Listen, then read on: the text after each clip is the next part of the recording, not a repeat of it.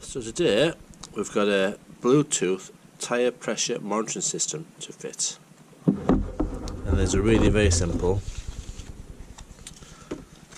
instructions. Download the app using the QR code and you pair these little tyre pressure monitors.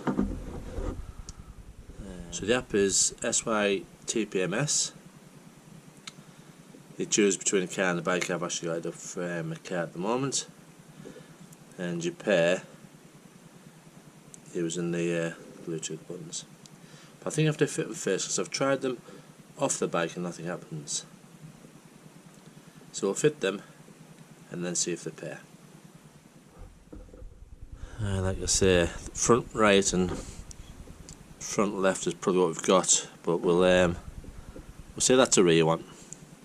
And it just simply is a case of unscrewing that and screwing on this.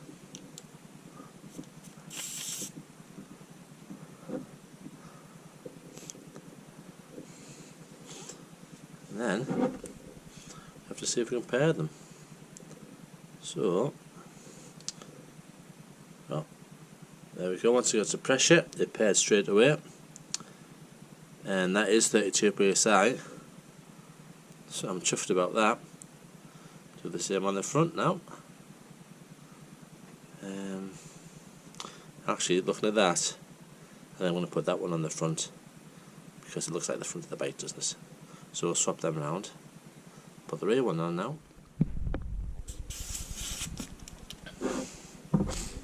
Right, so we'll put this one on, which is FL, probably front left, and then we'll see if that'll pair by pressing the button in the bottom right hand corner.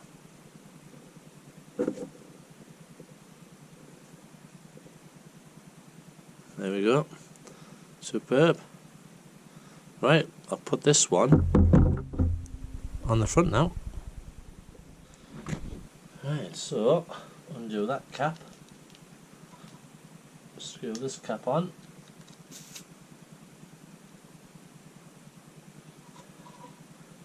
And we are showing 26 at the front, 32 at the back. Which is what I set it at, so they're pretty accurate as well. Temperatures a little bit out, so it shows you the pressure, temperature and the battery voltage, which is pretty good.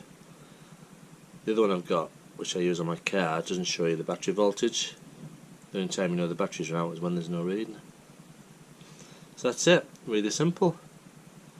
The range between £15 and £20 off the normal online shops. Well worth doing, I think. If you enjoyed it, give me a thumbs up please. Please subscribe to the channel, helps me a great deal. But for now, safer biking. Catch you on the next one. I should add, actually, it does come with some locking rings. So I'll just quickly show you how the locking ring works. Oops. Put the little locking ring on first.